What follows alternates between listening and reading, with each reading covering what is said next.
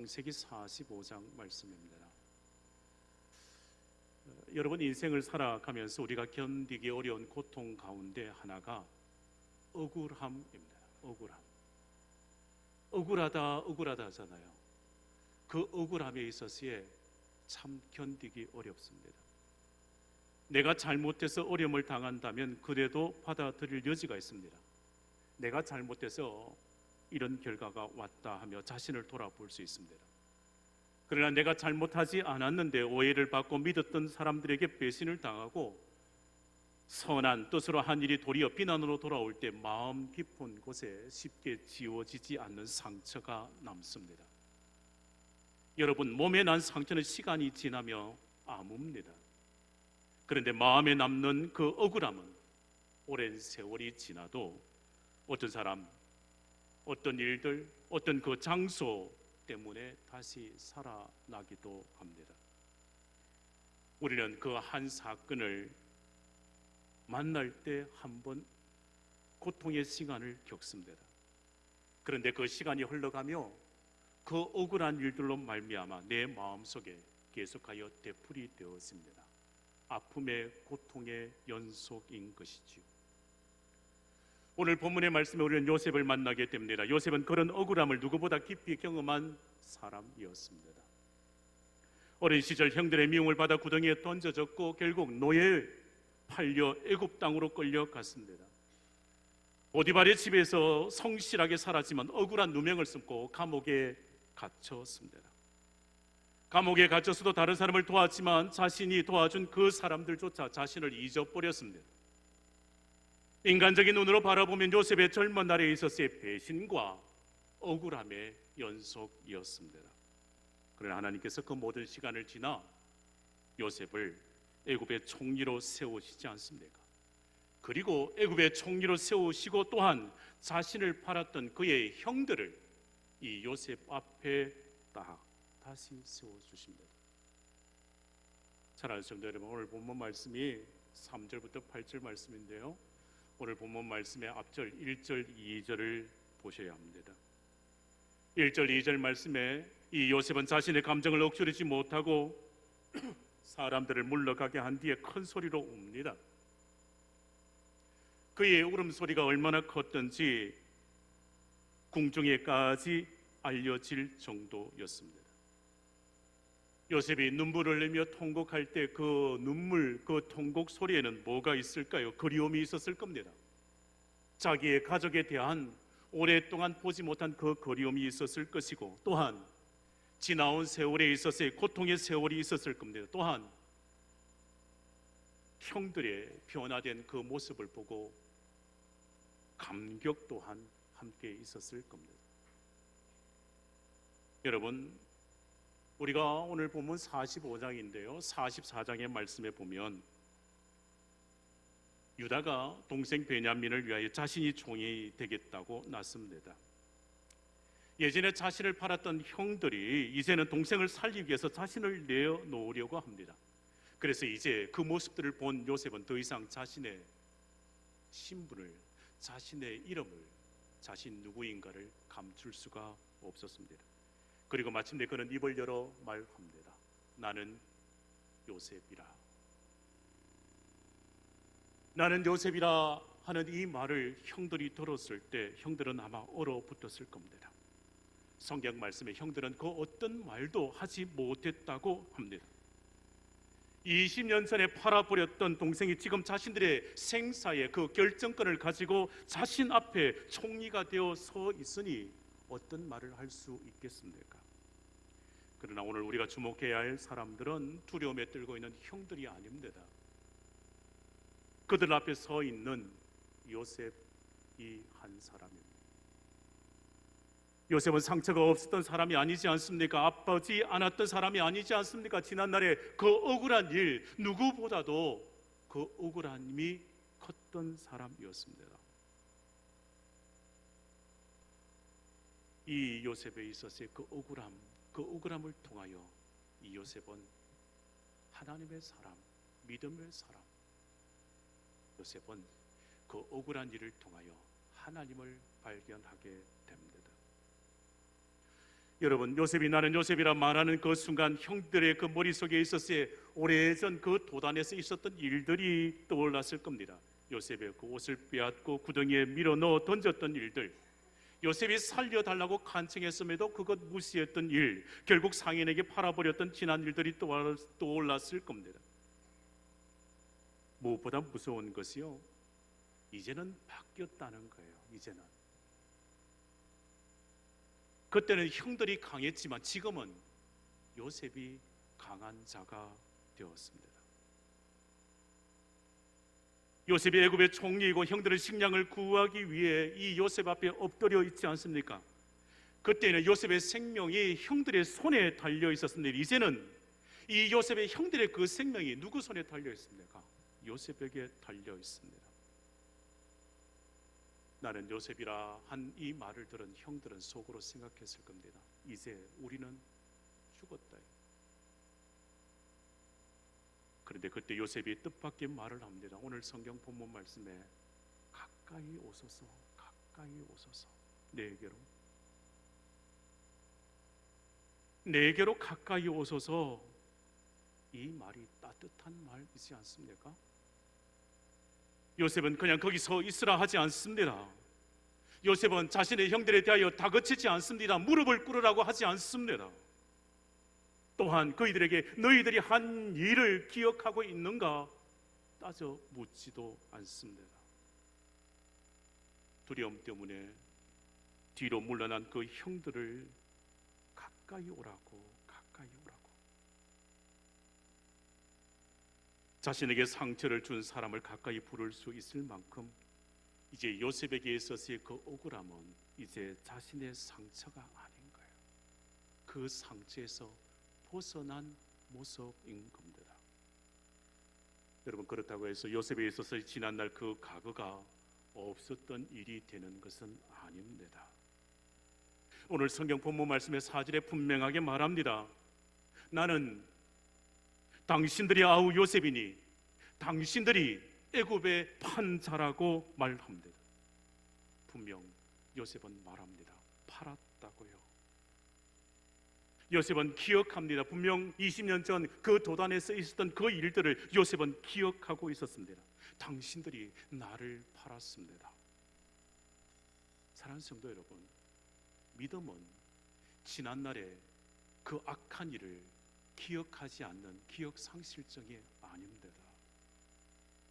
여러분, 은혜를 받았다, 은혜를 받은 성도에게 있어서의 지난날 그 과거가 지워지는 것도 아닙니다. 지난날의 그 악한 일은 악한 일인 것입니다. 성경의 말씀에 그 악을 선으로 바꿔 부르지 않습니다. 형들이 요셉에게 한 그 일들은 악한 일들이었습니다. 그러나 요셉은 거기에서 멈추지를 않습니다. 오늘 본문의 말씀에 그 다음 절에서 분명 요셉은 말합니다. 하나님이 생명을 구원하시려고 나를 당신들보다 먼저 뭐 하셨다? 보내셨다. 여러분, 우리는 성경 말씀에서 이 말씀을 잘 보셔야 합니다. 보내셨다, 보내셨다. 애굽으로 누가 보냈습니까? 20년 전 형들은 팔았습니다. 20년 전 형들이 보냈을까요? 그러나 요셉에 있어서의 말을 잘 보셔야 합니다. 하나님께서 나를 먼저 보내셨다 말합니다. 하나님께서 나를 보내셨다고요. 지난날의 그 사건에 대하여 해석이 달라집니다. 여러분, 지난날에 그 억울한 일들이 분명 있습니다. 그 일, 그 사건, 그 장소에 대하여 해석이 달라집니다. 요셉이 구덩이에 던져진 것은 변하지 않습니다. 노예로 팔린 사실도 변하지 않고요, 억울하게 감옥에 갇혔던 그 시간도 없어지지 않습니다. 그러나 하나님을 바라보고 나니 나의 모든 사건에 대하여 그 바라보는 눈, 그 바라보는 관점이 달라졌습니다. 예전에 나는 버림받았다고 생각할 수밖에 없었던 사람이었습니다. 그러나 이제 요셉은 고백하는 하나님께서 나를 보내셨다 고백한. 여러분, 이것이 믿음입니다. 믿음의 사람은 이와 같습니다. 여러분, 믿음은 지난 사건을 바꾸어주지 않을 때가 많습니다. 그러나 믿음은 그 사건에 대하여 우리의 바라보는 눈, 우리의 바라보는 그 시선, 우리가 바라보는 그 관점을 바꾸어 줍니다. 그래서 믿음의 사람은 왜 그 사람이 나에게 그렇게 했습니까? 라는 질문만 붙들고 살아가지를 않습니다. 한 걸음 더 나아가 하나님이 이 일을 지나게 하시며 제 삶에 무엇을 이루고 계십니까? 라고 묻습니다. 그 사건만 바라보면 억울하지요. 그 말만 되짚어 보면 억울하지요. 하나님의 섭리를 바라보기 시작하면 그 사건 너머에 일하고 계시는 하나님의 손이 조금씩 하나님의 그 뜻하신 바가 조금씩 보이기 시작하는 거예요.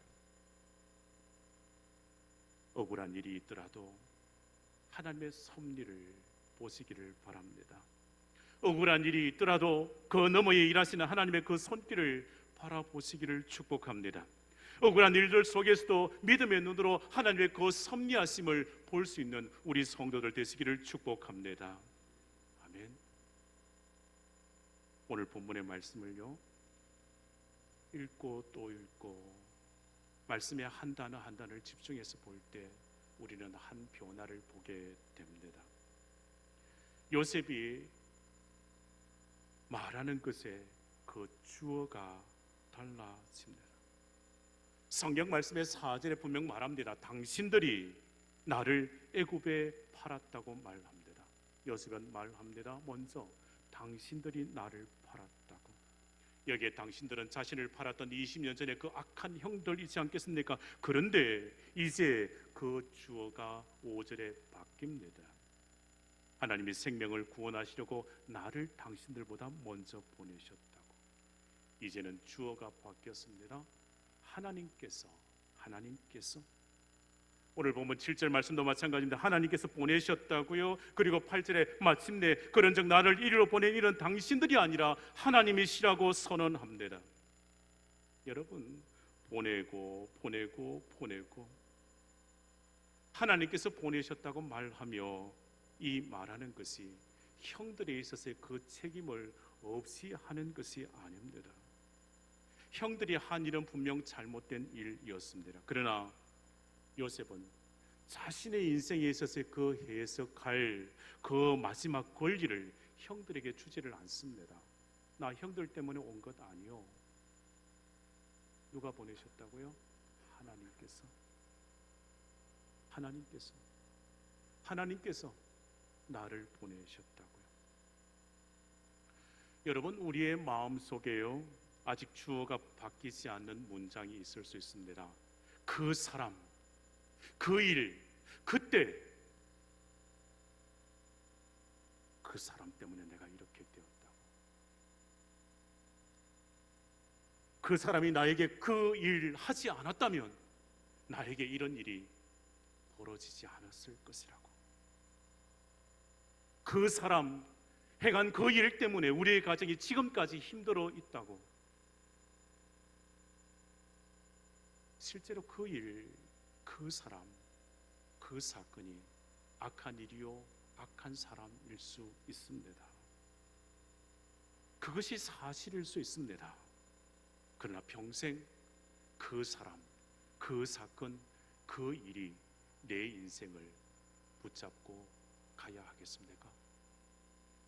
그 사건, 그 사람 때문에 내 인생이 지금도 붙잡혀 억울하게 살아가야 하겠습니까? 그 사람은 이미 내 곁을 떠났을 수도 있습니다. 그 사건은 오랜 지난 과거의 일일 수도 있습니다. 그런데 여전히 내 마음이 그 지난 과거, 그 사람에게 매여 있으면 안 됩니다. 그 사람과 그 사건이 오늘 내 마음과 내 인생을 붙잡고 있으면 안 됩니다. 요셉은 그 자리에서 벗어났습니다. 당신들이 나를 팔았습니다. 그러나 하나님께서 나를 보내셨습니다. 나에게 악한 일을 한 자들에 대하여 그 책임을 없앤 것이 아니라 자신의 그 인생에 대하여 해석을 달리 한 것입니다. 이 해석을 하며 내 인생의 주권자를 그 사람, 그 형들에게 놓지 않고 내 인생의 주권자를 하나님께 두었습니다. 사랑하는 성도 여러분, 오늘 우리는 이 말씀을 통하여 우리 성도들의 마음에도 이걸 좀 기억하면 좋겠습니다. 그 사람을 기억하는, 그 일을 기억하는 것보다 하나님을 기억하고 하나님의 그 섭리를 볼 수 있기를 바랍니다. 이런 이야기가 있습니다. 2차 세계대전 당시에 네덜란드 그리스도인이었던 코리 텐 붐, 이 여사는 가족과 함께 유대인들을 숨겨주고 돕다가 체포됩니다.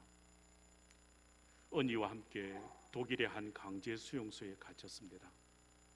그 수용소에서 말할 수 없는 고통을 겪었고 그 언니는 그 수용소에서 죽임을 당합니다. 세상을 떠났지요. 그렇게 전쟁이 끝난 후 이 코리텐 붐 여사는 독일에서 하나님의 용서에 관한 말씀을 전했습니다. 그런데 그 집회, 그 세미나를 마친 뒤 한 남자가 다가왔습니다. 그 남자는 그 당시 그 수용소를 지켰던 경비병이었습니다.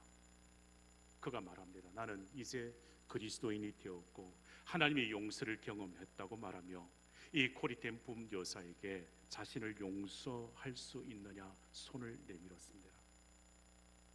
자신의 언니가 죽었고 억울하게 감옥에 갇혔던 이 코리텐 붐 여사가 그 손을 쉽게 잡을 수 없었습니다. 수용소에 지난날 그 끔찍했던 일들, 그곳에서 언니의 죽음의 그 슬픈 일을 겪어야 했던 일들 떠올랐기 때문입니다. 조금 전까지 하나님의 용서의 말씀을 전하기는 했지만 막상 자신에 있어서의 그 상처와 연결된 그 사람을 만나 내 마음이 쉽게 용서에 다가가지를 못했습니다. 그러자 그는 하나님께 구했습니다. 하나님, 내 힘으로 이 용서를 감당할 수 없습니다. 자신의 힘으로 용서할 수 없다고 고백했습니다. 그리고 하나님의 도우심 속에 그 손을 붙잡습니다. 그 손을 붙잡고 하나님께서 주신 그 사랑을 전합니다. 여러분, 용서는 지난날의 그 악한 일들에 대하여 없이 하는 것이 아닙니다. 지난날 과거에 그 상처가 없었던 일이 된 것이 아닙니다. 하지만 그것에 대하여 해석이 달라지는 거예요. 요셉에게 있어서 구덩이와 노예 생활에 있었던 그 일들이 사라지는 것은 아닙니다. 그런데 이제 더 이상 그것이 내 마음을, 내 삶을, 내 인생을 지금 주도하지 못하도록 하나님께 맡겨드리는 거예요. 5절에 요셉은 형들에게 말합니다. 이렇게요. 근심하지 마소서, 이제 한탄하지 마소서. 누가 누구를 위로하고 있습니까? 동생이 형들을 위로하고 있습니다. 누가 누구를 위로하고 있습니까? 20년 전 억울하게 피해를 봤던 동생이 자신에게 억울함을 주었던 그 형들을 위로합니다. 요셉의 마음이 어떨까요? 이제 그 억울함에서 자유한 거예요. 자유한 그 마음으로 위로하는 겁니다. 사랑하는 성도 여러분, 내 마음과 내 인생을 다른 사람이 지배하지 못하도록 내 인생의 그 모든 주권을 하나님께 드리시기를 축복합니다. 그리하면 지난날의 그 상처도 하나님께서 나로 하여금 다시금 보게 하실 줄 믿습니다. 자유하게 하시는 거예요. 마지막 세 번째요. 하나님이 주시는 그 힘이 있습니다. 그 힘을 여러분 복수하는 데 쓰시면 안 됩니다. 하나님께서 내게 힘을 주실 때가 있습니다. 여러분 그것을 가지고 복수하는 것이 아니라 사람을 살리는 데 쓰셔야 합니다. 여러분 생각해 보세요. 하나님께서 왜 요셉을 애굽으로 보내셨습니까? 성경에 분명 말씀합니다. 5절 말씀에 그 목적을 분명하게 말합니다. 하나님이 생명을 구원하시려고 나를 당신들보다 먼저 뭐 하셨다? 보내셨다 말합니다. 무엇 하시려고요? 생명을 구원하시려고. 오늘 본문 7절 말씀에 더 확실하게 말합니다. 하나님이 큰 구원으로 당신들의 생명을 보존하고 당신들의 후손을 세상에 두시려고 나를 당신들보다 먼저 보내셨다고 설명하지 않습니까? 그제야 요셉에 있어서 여러분, 지난날의 그 과거, 이제는 과거에 맺혀 있는 존재가 아니고 그 억울한 그 마음에 억눌려 있는 자가 아닙니다. 그 구덩이도 노예 생활도 감옥도 총리가 된 것도 다 따로따로의 시간이 아닙니다. 하나님의 크신 섭리 가운데서 그 모든 시간, 하나님께서 마지막 결국 어떤 일을 하시려고요? 사람을 살리려고 말입니다. 우리의 가족을 살리고 우리의 민족을 살리려고 하나님께서 나를 먼저 보내셨다고. 여기에 요셉의 신앙이 있습니다. 우리는 요셉 이야기를 읽고 노예가 총리 되었다는 그 사실에 놀라워하기도 합니다. 그러나 요셉의 인생에 있어서 정말 놀라운 것은요, 그가 종으로 팔려 총리가 된 것에 있어서 그것만 아닙니다. 여러분 잘 보셔야 할 것이 이것입니다. 애굽의 총리가 되어졌습니다. 권력을 가졌습니다. 이제 잘 보셔야 합니다. 무엇을 하는가? 어떤 일을 하는가?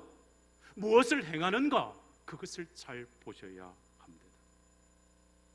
요셉에게 있었어요.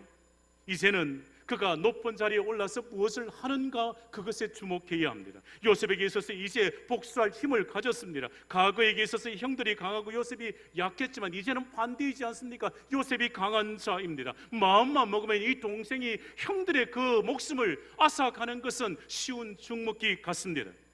지난날의 억울한 것에 대하여 대갚아 줄 수 있습니다. 그런 힘이 있습니다. 보복해 줄 수 있습니다. 그러나 요셉은 총리의 자리에서 어떻게 합니까? 여러분, 힘이 없어서 복수하지 못하는 것, 그것과 힘이 있음에도 불구하고 사람을 살리는 것은 다릅니다. 하나님께서 요셉을 높이신 것에 있어서 자신의 상처를 준 사람을 데려다가 내가 그에 대하여 이제 한번 대갚아주게 하려고 하는 것이 아닙니다. 사랑하는 성도 여러분, 우리에게도 마찬가지요. 하나님께서 우리에게 물질의 복을 주십니까? 그 물질 가지고 무엇하려고요? 지난날에 나에게 손해를 끼쳤던 이들의 한번 대갚아 주라고요? 그렇지 않습니다. 사람을 살리는 데 사용하라고 주시는 거예요. 우리에게 있어서 지난날 많은 경험을 하셨습니까? 그 경험을 힘들어하는 사람들을 도우는 데 사용하라고. 여러분, 우리에게 있어서 직분을 주셨습니까? 그 직분의 영향력을 발휘하여 무엇하려고요? 사람을 살리라고요. 사람을 세우라고요. 그 직분을 주신 것은 사람을 돕고 사람을 세우라고 주신 직분입니다. 그 직분을 이용하여 다른 사람을 끌어내리고 죽이라고 주신 직분이 아닙니다. 하나님께서 내게 영향력을 주셨다면 그것으로 나를 교만하게 만들려고 주신 것이 아닙니다. 연약한 자를 돕고 살리게 하려고 말입니다. 하나님께서 나를 높이신 것에 있어서 누군가 내려다보게 하시려고 주신 것이 아닙니다. 누군가를 일으켜 세우게 하시려고요. 하나님께서 우리가 지나온 그 상처까지 사용하십니다. 이런 책이 있습니다. 상처받은 치유자, 헨리 나우엔이죠. 헨리 나우엔이 쓴 상처 입은 치유자입니다. 섬김에 다하여 말합니다. 자신의 그 상처를 감추거나 다른 사람에게 쏟아내는 것이 아니라 하나님 앞에서 정직하고 진실하게 마주하고 돌보가는 거예요. 돌봐주는 거예요. 왜 그럴까요? 내가 받은 그 상처를 통하여 내가 이제 이해하는 거예요. 내가 아픔을 경험했기에 이 아픔을 당하는 자들이 얼마나 아파할까, 얼마나 고통 속에 있을까, 그러하게 그것에 대하여 이제 먼저 상처받고 치유받은 자가 그들을 품어내는 거예요. 생각해 보면 요셉이 그렇습니다. 배신을 당해 보았습니다. 타국에서의 힘든 생활도 해 보았습니다. 억울한 누명도 썼습니다. 아무도 찾아오지 않는 감옥에도 있어 보았습니다. 그런데 하나님께서 그 상처를 다른 사람을 찌르는 무기로 사용하지 않게 하셨습니다. 내가 지난날 경험한 것을, 그 억울한 것을 가지고 다른 사람을 죽이는 것에 사용하지 않게 하셨습니다. 그 아픔, 그 고통, 그 지난날의 그 슬픔의 그 자리를 하나님은 그 요셉을 통하여 사람을 살리는 사람으로 하나님께서 빚어주셨습니다. 그래서 이거 기억해야 합니다. 상처 받았다고 모두가 다 치유자가 되는 게 아니에요. 그 상처를 하나님 손에 맡겨드린 사람이 그 상처를 품고 다른 사람을 품어낼 수 있는 자가 됩니다. 사랑하는 성도 여러분, 지난날에 받은 그 상처가 있습니까? 그 상처를 마음에 가지고 계신가요? 또 아물지 않고 맨날, 몇주, 몇 달, 몇 해를 지나도 그 상처가 남아 있습니까? 그것을 내가 붙들고 있으면 그 상처는 칼이 됩니다. 다른 사람을 죽입니다. 그러나 내가 겪은 그 상처를 하나님께 맡겨드리시기를 바랍니다. 하나님께 맡겨드리시면 그 상처는 곧 나로 하여금 치유자, 섬김의 회복자로 세워 가실 겁니다. 내가 흘린 그 지난날의 그 눈물에 대하여 주님은 나로 변화되어 그 눈물을 이제는 다른 사람의 그 눈물을 닦아주는 자로 삼으실 겁니다. 사랑하는 성도 여러분, 실패를 경험하셨습니까? 그 실패를 경험한 것을 가지고 이제 다시 실패하려고 하는 사람을 도와줄 수 있을 겁니다. 내가 눈물을 흘려 보았기에 그 아픔에 있는 자를 얼마나 잘 알 수 있겠습니까? 사랑하는 성도 여러분, 우리에게 어떤 상처가 있다면 그 상처 가지고 오래 머물지 마십시오. 그 상처 하나님께 맡겨드리시기를 축복합니다. 맡겨드리면 그 상처는 곧 다른 사람을 살리는 도구가 될 줄 믿습니다. 사랑하는 성도 여러분, 요셉의 인생에 있어서의 가장 놀라운 기적이 애굽의 총리가 된 것, 물론 놀라운 일입니다. 그런데 더 중요한 일, 이제는 형들을 살리는 자가 되었습니다. 총리가 된 것에 있어서의 지위의 변화가 아닙니다. 자신에게 준 상처, 자신에게 있어서의 상처를 준 사람들을 품고 살리도록 그 마음의 변화입니다. 하나님께서 요셉의 그 환경만 변화시켜 놓은 것이 아닙니다. 상처받은 그를 사람을 살리는 자로 바꾸어 놓으셨고, 팔린 자를 보낸 사람으로 바꾸어 놓으셨고, 억울함에 붙잡혀 살아가는 자를 하나님의 섭리를 고백하는 자로 바꾸어 놓으셨습니다. 여러분, 그 악한 일을 하나님은 선한 일로 바꾸어 놓으셨다고요. 이제 말씀을 좀 마무리해 볼까요? 요셉의 억울한 일들, 그 깊은 그 억울함의 길을 걸으신 분이 계십니다. 우리는 신약 성경의 말씀에 주님을 보게 됩니다.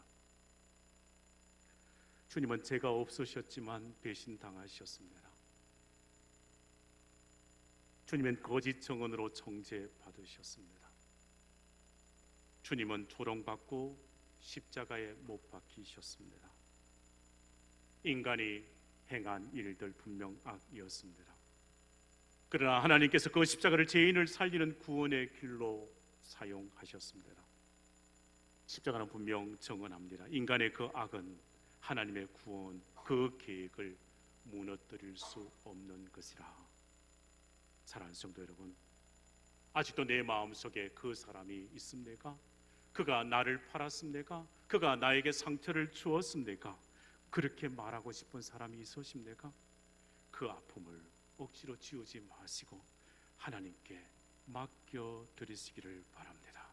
그리하면 우리에게 인생에 있어서 이제 한 문장을 더 만들어냈습니다. 하나님께서 나로 하여금 여기까지 이르게 하셨고, 하나님께서 나를 여기까지 보내셨다고요. 사람만 바라보면 팔린 사람, 그러나 하나님을 바라보면 나는 하나님께서 먼저 보낸 자가 됩니다. 사람만 바라보면 상처이지만 하나님을 바라보기 시작하면 그 상처를 통해 이루어 가실 하나님의 뜻, 하나님의 계획, 하나님의 섭리가 보이기 시작하는 거예요. 사랑하는 성도들, 하나님께서 우리에게 힘을 주실 때 그 힘으로 보복하는 것 아닙니다. 내게 있어서의 그 경험, 그 과거를 주셨다면 이제는 보듬어 안을 수 있는 축복의 사람이 되시기를 축복합니다. 우리는 언젠가 지나온 인생에 대하여 돌아보며 이렇게 고백할 수 있기를 바랍니다. 나는 버려진 사람이 아니었다고. 나는 하나님께서 보내주신 사람이라고. 사람들이 나를 아프게 그 아픔까지 사용하여 나를 통하여 다른 사람을 살리게 하신다 고백하는 우리 성주제일교 모든 성도 되시기를 축복합니다. 기도하십시다.